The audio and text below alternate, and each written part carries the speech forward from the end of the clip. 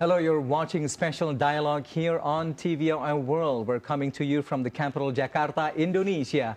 I'm Rahmat Idris. Towards the end of this year, two very important, highly prestigious events of summits will take place mainly in the region of Latin America. First, to take place in just a matter of days from now, is the leaders' meeting or the summit of the so-called Asia-Pacific Economic Cooperations or Apec Leaders Meeting Summits to be held in Lima, Peru from the 13th to the 16th of November 2024, to be followed a couple of days later by the highly esteemed G20 summit that Indonesia is a part of, to be held also in Latin America, to be precise, in the city of Rio de Janeiro, the capital of Brazil. And the newly inaugurated President of the Republic of Indonesia, His Excellency Prabowo Subianto, will be attending in person, single-handedly helping navigate the discussions and asserting influence from Indonesia, and also shaping the discussions on the tables of these summits. We are here today for this special dialogue to sort of unpeel the layers of what to expect from Indonesia's participations for these two esteemed summits over in Peru and also in Brazil. And I'm extremely honored to be joined by two very esteemed guests for the special dialogue today. With me on my right side is the Deputy Speaker of People's Consultative Assembly of the Republic of Indonesia, Mr. Edi Suparno. A very good day to you, Mr. Edi. Thank you so much for having me. A very good day to you. Thank you very much for joining us and making the time for TVR and World. And completing our conversation today on the other end of the table is the Deputy Executive Director for Research of CSIS, Safia Muhibat. Fifi, always a pleasure to see you. Thank you again for joining us. Always happy to be here. Before we begin this conversation, ladies and gentlemen, we would like to give you the highlights of what to expect for the upcoming G20 and Apec summits attended by our president. Take a look at this visual.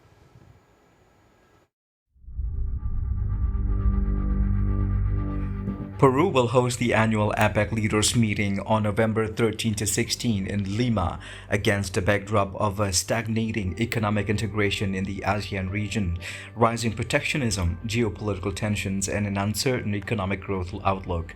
The meeting is an opportunity for the world leaders to meet bilaterally and address the regional business community through the CEO Summit, which precedes it. APEC meeting in Peru 2024 will be the first APEC meeting for a number of world leaders, including Indonesian President Prabowo Subianto, New Zealand Prime Minister Christopher Luxon, Singaporean Prime Minister Lawrence Wong, and Thai Prime Minister Petoran Sinawat. For the Indonesian President Prabowo, the APEC meeting in Peru will be quite important, as he would be able to not only, because of as new president, he will have an opportunity to get to know other world leaders as well as to attract multinational companies to invest in Indonesia. The Asia-Pacific Economic Cooperations or APEC Forum, established in November 1989, is an economic forum composed of 21 Asia-Pacific economies, considered the most dynamic region in the world. Indonesia is one of active members of the organization. Indonesia twice hosted the APEC Summit. First was held in the Bogor Palace in Bogor, West Java on November 15 and 16, 1994, when the government was under then-President Suharto. And then the second one was held in Bali on October the 5th to the 7th, 2013, under President Susilo Bambang Yudhoyono. APEC leaders concluded their meeting in Bali by issuing a declaration under the theme Resilient Asia-Pacific, Engine of Global Growth. The G20, which started in response to the Asian financial meltdown of the late 1990s and was later elevated to a leaders summit after the global financial crisis in 2008, has evolved from being a talk shop to the political and economic steering committee for the world. Brazil will host the next Leaders Summit on November 18 to 19, 2024 in Rio de Janeiro, with the presence of the leaders of the 19 member countries, plus the African Union and the European Union.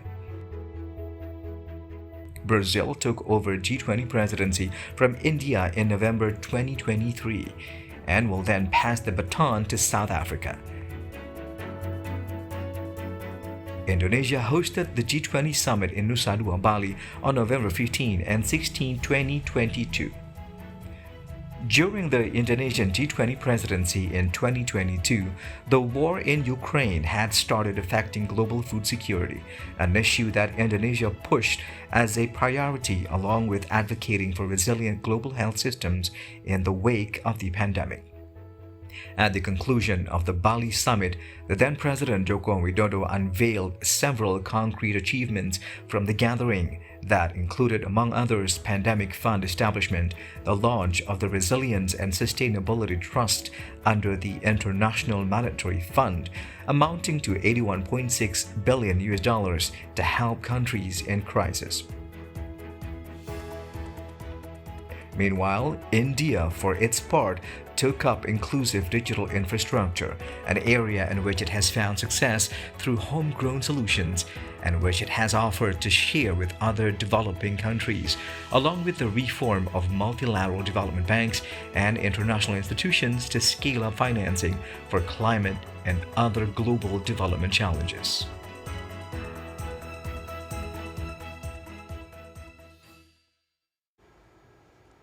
Well, there you have it, a glimpse of the leaders' meeting of Apec and also the G20 summits over the years in many countries. Let's go over to our guests for the conversation now.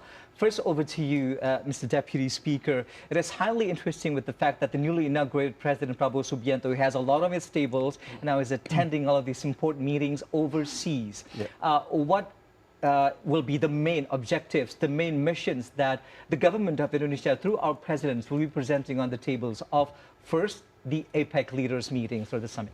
The way I see it, Pak Prabowo, as our newly sworn-in president, will continue to enhance economic cooperation as well as promote regional stability.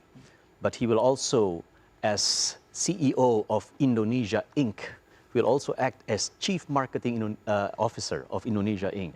to promote investments into Indonesia, to promote a positive and conducive investment climate for potential investors to come in Indonesia, especially to develop the sustainable economic sector. So we're talking about renewable energy, we're talking about critical minerals in the renewable space, as well as other sustainable economic activities that we are trying to promote and increase in terms of investments. We understand that Indonesia's economy has been basically dependent on consumer activities. And as of today, if we plan to increase our economic growth to 7 or 8%, exhausting taxes, exhausting consumer activities is something that has somewhat reached its limit. So we should focus on two things: foreign direct investments and exports. So I think these are two key agendas that Pak Prabowo will bring to the table during his presence at the APEC summit. Right. In your opinions, over the years that since we've become the members and are part of the highly prestigious organization's entity of Apec, deputy speakers, how much of it has helped shape Indonesia's economy? And as you mentioned, also help us expand our market outreach and also promote investments coming into Indonesia? Well, APEC is a very huge market. And this is a market where cooperation should be the base of our future cooperation between APEC members. But we have seen especially during COVID and post-COVID, markets have sort of been looking inwards, simply to secure supply and secure domestic food products, domestic energy for domestic markets. And this is something that we are trying to enhance in terms of reopening markets, because trade within the APEC countries is very instrumental. And we should also address the digital divide between countries within APEC. And this is something that we can actually work and enhance together, especially if we look at cooperation from APEC countries with advanced economies, especially in the renewable energy space, as I mentioned before, in global trade, in the global supply chain. So this is something that I think countries like Indonesia can also capitalize and can also contribute to be part of the entire global sustainability chain going forward. Right. And digitalizations and advanced technology are certainly keys to this growth. I'd like to go over to you, but before we go to a quick break, just walk us through the main essence of APEC, the Asia-Pacific Economic Cooperation as an entity, and its contributions to helping out the economic affairs, shape economic affairs within the region of Asia-Pacific. Sure. I mean, APEC, in essence, basically, at least from the Indonesian point of view, it's all about, economic growth, regional stability, and most of all, multilateralism and the way to get there. And I think these are some of the issues that Indonesia will continue to pursue, this year's summit and also in the next following years. But I think, as of recent, there are more and more things to be added to these existing objectives in APEC. So, for example, for us, trade expansion is something to be considered, definitely. We talked about digital innovation. Definitely, that's something that Indonesia would like also to pursue through APEC. And one more thing is also about climate and sustainability. There is also something that the new issue that APEC is also will take that as one of the focus in this year's summit. So in a sense, it has expanded beyond only economic affairs and cooperation. Absolutely. Right. We'll dive deeper into this topic, ladies and gentlemen, in just a few minutes as we take a short break now for the special dialogue. Do join us in just a few minutes. We'll be right back.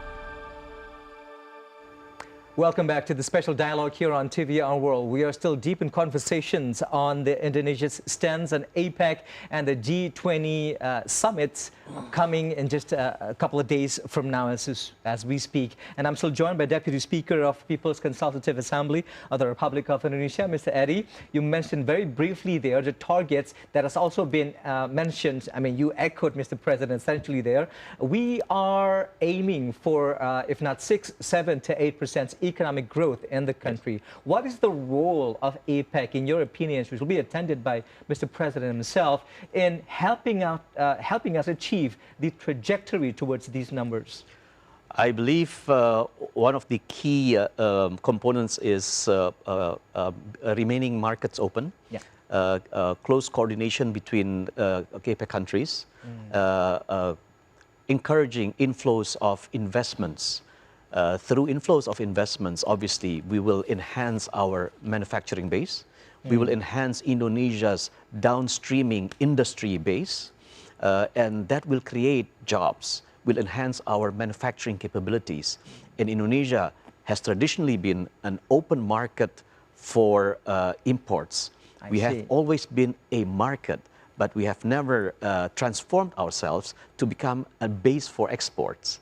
This is something that we should be looking forward to going forward. And Pak Prabowo, in his aim, in his objective to reach a 7 to 8% economic growth rate, I think with the enhancement of our industrial manufacturing-based downstreaming industries, that target is somewhat achievable in the near future. Right. Although what's been making headlines lately is the ministers being gathered by our presidents, now that we are only at 4.95 as we speak right now. So there's a humongous undertaking in the coming future to reach these numbers, Mr. Eddie. But on that note, though, you mentioned also how we have been so reliant on import these days, Yes. meaning that we have a huge undertaking to elevate our exports. Yeah. And in that sense, this brings another matter, because a lot of these free trade agreements that have come up from APEC have also impacted the level of imports coming in. We have massive, even uncontrollable imports, sometimes without surveillance that's happening under the table. And that has been hampering, as you say, our manufacturers, which is something that we need to develop. How do we find the exact balance of, if not balance, a surplus to exports and controlling more of imports coming in as a result of the agreements from APEC? Yeah, well, enhancing supervision and digitalization of the authorities that control imports into Indonesia, basically the taxes that needs to be imposed have to be imposed, and they have to be identified. Well, we have a problem in the various incoming borders of goods into Indonesia. This is a vast country. It is a very huge country, and issues can be such that imports can be stagnated in the ports if digitalization is not enhanced. So this is very important to us. Secondly, we are part of APEC. We are part of a member of free trade agreements. So based on these agreements, we cannot avoid imports of goods and services into Indonesia. But what we can actually identify, if there are dumping practices where we have to impose anti-dumping mechanisms, that need to be imposed, and that needs to be imposed fairly quickly, and that needs to be enhanced via G2G discussions, so that the implementation of these measures can be facilitated in a quick and efficient manner. Right. Over to you, Ms. Fifi. Over the years since the membership of Indonesia within the Asia-Pacific Economic Cooperation, how, in your overall analysis, has it benefited Indonesia as a growing economy? Well, definitely he has had a lot of benefits for Indonesia. Indonesia is we're the kind of country that we depend much on our multilateral engagements. Multilateral forums like APEC is definitely something that is very important for us. Again, it opens up market, access to market, trade liberalization, free trade agreements, and then it also, puts us into position where we can develop this closer engagements with the other members of APEC. So definitely, we have had a lot of benefits throughout APEC. Right. Now, from APEC, let's move over to yet another highly anticipated summit coming in this November, Mr. Eddie, which is the G20 summit. It brings us all to the great memories of our own presidency back in 2022. This year, what are Indonesia's focus on the table of the G20 summits in Brazil that will take place in a matter of a week from now, also presided by our president? A few things that we need to follow up from the G20 proceedings here in Indonesia 2022, among others, is economic inclusivity, financial inclusivity. We have spoken, one of the key achievements during the G20 summit in Indonesia was the establishment of a just energy transition JTP fund in Indonesia of $20 billion, which at this point is still in a preliminary stage where utilization of those funds to develop the renewable energy sector to address environmental issues is still not there yet. So we still need to enhance that, including reforming the financial multilateral sector to allow financings and financial assistance to countries that actually are in the process of transitioning energy from fossil to renewable energy. The JETP, for example, has been focused solely at this point towards geothermal energy. Geothermal is one thing. We are also talking about solar panels, solar cell farms. We're also talking about wind. We're also talking about ocean energy. So these type of the various options that we have need to be developed and need to be developed quickly. In addition, we need to also think of somewhat accelerating the early retirement of the existing coal-fired power plants. Yeah. But we can only do so. Which is another difficult task It is for our so, country. and we can only do so once we have funds available to early retire them, and we have the alternative renewable energy power systems to available replace the to replace coal them. mine. Exactly. Right. Yeah.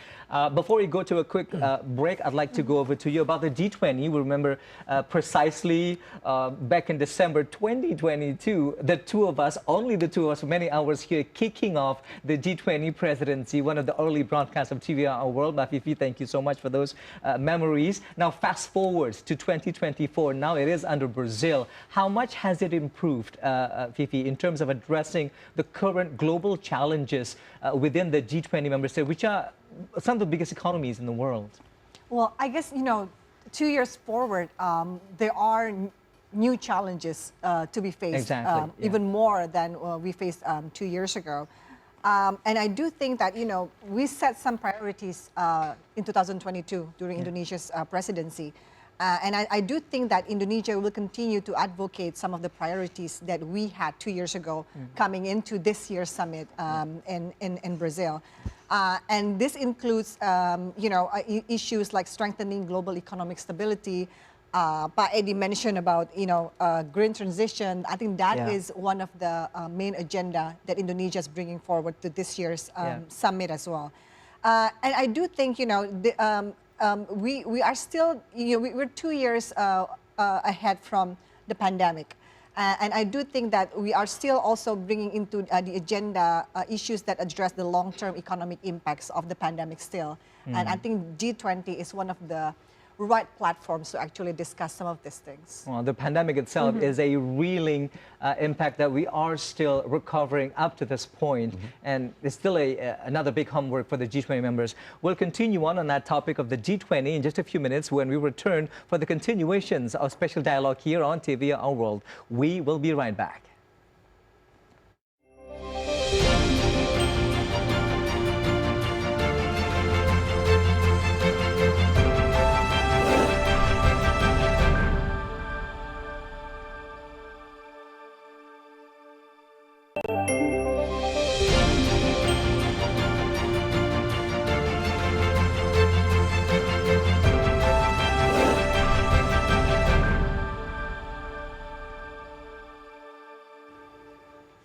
Well, thank you for still joining us on this very special dialogue here on TV Our World, coming to you from Jakarta, Indonesia. We're deep in the discussions of Indonesia's stance on the upcoming APEC and G20 summits. Over to you again, Deputy Speaker, Mr. Eddie. You touched very lightly there on the renewable energy and our efforts towards a more sustainable industry here in Indonesia. But also one of the main pillars, if I remember correctly from our presidency, was the health transformation and digital transformations. Where are we at with that within the G20 summit? And have we done enough in terms of making all of these transformations 2 years now that we are into the Brazil's presidency? Yes, I think enhancing health resiliency among G20 countries is something that is also a key focus for us. We have voiced out our opinion to establish a global fund for health emergencies post-COVID. Not that we expect another pandemic to approach, right? So, but just in that case. Yeah, it's better to be safe than sorry, obviously. Prepared, exactly. And this is something that we are also trying to push forward, so that countries that need assistance in terms of any upcoming pandemic will be well serviced by this fund. So this is something that we're also pushing forward. Obviously, we are also trying to, on top of that, in addition to that, we're also trying to promote, as I had mentioned before, regional stability. Indonesia, as a member of the non-aligned movements, we are trying to always paddle through in between two rocks, the US and China, obviously, and we maintain excellent relationships, economic, political, social relationships with both countries, and we look forward to doing so going forward. Right. And just to echo what you just said, Mbak Fifi, that times have changed. Topics have shifted on the tables of the G20 from our experience. I mean, we've had India in the middle of our presidency to Brazil right now. I mean, even though what we had during our presidency was quite challenging. We just came out of the pandemic. The Ukraine and Russia conflict has just started, and the topic of food security has been right there front and center. But also, Brazil takes its own stance in terms of addressing the challenges. Let me just see what they have for that. It's the hunger, poverty, and inequality, which is in a sense, resemble the veins of our very own presidency. How much progress have we made addressing these challenges from your analysis? It's actually quite interesting to see some of the overlaps that this year's theme in Brazil overlaps with what we had 2022. Issues like, and they even expanded a little bit more because the newer challenges that we talked about. Issues like inclusive growth, sustainability, we talked about digital transformation, and then also, strengthening global cooperation with regards to looking at the current geopolitics dynamics. And I think looking at these overlaps, it shows that there are continuation from years and years of G20. The wordings changed a bit, but the essence is there. Exactly. And then the essence is there. The wordings change, but also taking into account the newer challenges that exist at this moment. But it's great to see that this serious continuation of what has been discussed throughout the years. Right. So hunger and poverty is echoed in Indonesia, while India echoed our digital transformations. Back over to you again, Mr. Eddie, because one of the main objectives, not only during his campaign, but right after he was sworn in, President Prabowo Subianto, is that to sort of have Indonesia's more prominent stance, or rather presence, in global communities. And now he's actively taking part in the earlier time after his sworn into office, the Apec and the G20 summits, hopefully someday down the line for the General Assembly of the United Nations, hopefully. Do you think that, what is the most ideal approach and strategy of our newly sworn in president here in terms of getting to the point where we have a more influential presence in global community, assert our influence and make a change in the world? Well, one of the key tasks that Pak Prabowo has at hand, and he has committed to promoting regional stability. And as a result, we, Indonesia, have also offered our helping hand to undertake and mediate regional conflicts. You mentioned South China Sea. South China Sea, in the Middle East even. Taiwan Strait, even Middle East. Even you mentioned that over and over again. Yes. Support so this is something that is projected to enhance our leadership in overcoming regional conflict. And Indonesia has in the past demonstrated successfully that Indonesia is a very effective mediator when it comes to settling regional conflicts, as we had we've demonstrated that in Aceh, but we also demonstrated that in other countries, especially in the Middle East. And this is something that we can replicate, and I think our credibility to resolve regional conflicts is such that countries have even extended their hands for Indonesia's assistance to solve their regional issues. Right. Essentially, what Mr. Prabowo Subianto will be delivering at the summit of the G20 is the result of the discussions from the working groups, from the ministerial level, something that have been involving all of these elements prior to his presence at the G20 summits. Have you received any inside words, any substances to the potential communique or leaders' declarations that may come up later from Rio de Janeiro, Mr. Deputy Speaker? We're looking at economic inclusivity. We're looking at economic growth, which is based on sustainable economic growth. And we're looking at a just economic development. So no one is left behind. This is something, this is a key issue. And we're looking at greater cooperation between countries, between the G20 countries in particular, and to resolve any political differences that we have at an early stage, not to affect our diplomatic relationships, our good or friendly relationships with all the countries. And Indonesia, as a non-aligned member country, will remain non-aligned. We'll remain neutral, and we'll take a proactive stance in assisting resolving any issues that countries may have in the future. Yeah. And I guess it goes without saying that everybody at this point expect for the war to stop. Well, it is better to be friends with 1,000 friends. Yeah. It is never enough than having just one enemy enemy. is too many. It's too much. One is too many. Yes. Lastly, before we close the program, to you, Mbak Fifi, what can we expect as the main outcome from the G20 summit this year, including Apec as well, if you want to put that into account? Now that we have our President Prabowo Subianto, attending the event in person, will we reach the highly elusive leaders' declarations or communiques, something that actually came to fruition during our presidency? Out of this world, I was actually bawling in tears due to happiness. What can we expect from Rio de Janeiro's I think this time around, it's safe to say that we can expect that. But I think one thing that we need to remember again, that Indonesia's presidency 2 years ago was the start of G20 presidency by developing countries. So Indonesia, India, and now Brazil. So basically, we are the voices of the developing world.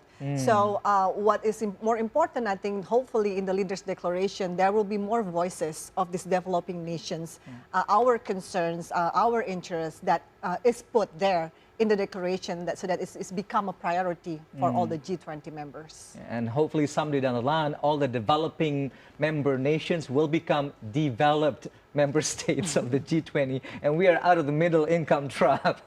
And with having said that, we have come to the end of our conversations. There's not enough time for these exciting topics. I have to express my deepest gratitude and appreciations to the Deputy Speaker of People's Consultative Assembly of the Republic of Indonesia, His Excellency Mr. Edi Suparno, and on the other side of the conversations, Deputy Executive Director for Research of CSIS, Safia Muhibat. Thank you both very much for your insight and time. Thank you for having me. Thank you. Thank you. And that concludes our special dialogue here on TVR World. From Jakarta, Indonesia, I'm Rahmat Idris. Thank you so much for watching. Bye-bye.